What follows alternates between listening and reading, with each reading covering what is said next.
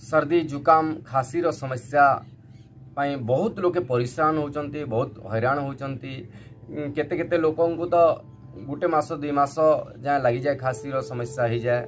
आउ एलोपैथिक रे जो मेडिसिन गुड़ाक अच्छी कफ सिरप गुड़ाक अच्छी से छुआ मनकर बहुत क्षति पहुँचे, जेन केमिकल्स गुड़ाक मिसी था से बहुत क्षति भी पहुँचे।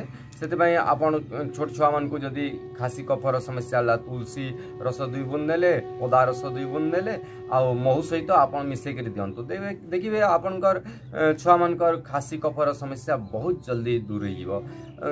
जदि मुलेठी सब बजार सब जगह मिल बड़ मानकर भी खासी होची बंद हो नहीं। मुलेठी गोटे टुकड़ा नेबे, मुलेठी रे काली मिर्च गोलमर्च नेबे, कम से कम 3टा दाना रु 4टा दाना नेबे, किछि मिसई से चुजिबे, देखिए केते भी समस्या अच्छी खासी रो बहुत जल्दी दूर हो।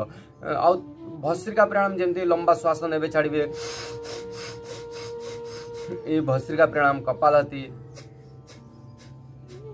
और अनुलोम विलोम डाहण को दबाई कर बाम रे श्वास नेले, बाम दबाई डाहण रे छाड़िले, फिर डाहण रे नेले, डाहण दबाई बाम रे छाड़िले। यही 3टी प्राणायाम भस्त्रिका कपालभाति अनुलोम विलोम, यही प्राणायाम रो अभ्यास द्वारा प्राणायाम रो असर सीधा आमर रेस्पिरेटिक सिस्टम उपरे पड़े। आउ जार रेस्पिरेटिक सिस्टम ठीक अच्छी ताकू कफर समस्या केबे भी हुए ना, खासी समस्या हेब ना, निश्चित भाव से स्वस्थ रहिबो। से प्राणायाम भी अभ्यास करबार बहुत जरूरी। आउ औषधि सुंठी पिपली आउ गोलमरीच आपण नियंतु, जहाँ त्रिकटु चूर्ण कह जाए। त्रिकटु चूर्ण आप महू सहित नियंतु गोटे गोटे ग्राम, निश्चित भाव आपंकर खासी समस्या दूर हो। बेसी समस्या अच्छी खासी त्रिकटु चूर्ण 20 ग्राम नियंतु, शीतपला आदि चूर्ण नियंतु 20 ग्राम, श्वासारी चूर्ण आसे श्वासारी चूर्ण 5 ग्राम, अभ्रक भस्म 5 ग्राम, प्रबाल पिष्टि 5 ग्राम नियंतु, अमृता सत 10 ग्राम नियंतु। जदि बेसी खासी समस्या बलगम समस्या बढ़ी जाऊँगी, बहुत समस्या आसी जाइए, तो स्वर्ण भस्म मालती मिलैकर से आप महू सहित चाटंतु, देखिए बहुत जल्दी केते भी पुराना खासी अच्छी, कफर समस्या अच्छी, केते भी पुराना खासी बहुत जल्दी आपनकर खासी समस्या दूर हो, बलगम समस्या बहुत जल्दी दूर हो।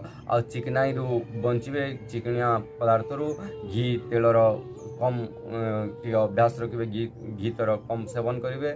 आउ घरोई उपचार यही सब तो बताई, किंतु तार सहित प्राणायाम करेंगे।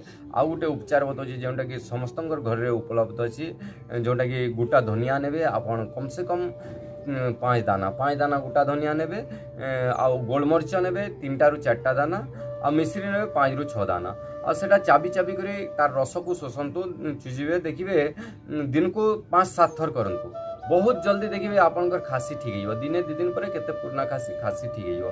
खासी कफ पाई एटा बहुत जरूरी। प्राणायाम रो अभ्यास द्वारा आ आयुर्वेद रो उपचार द्वारा निश्चित भाव आपन खासी रो समस्या को दूर करि परिबे, शांति रे।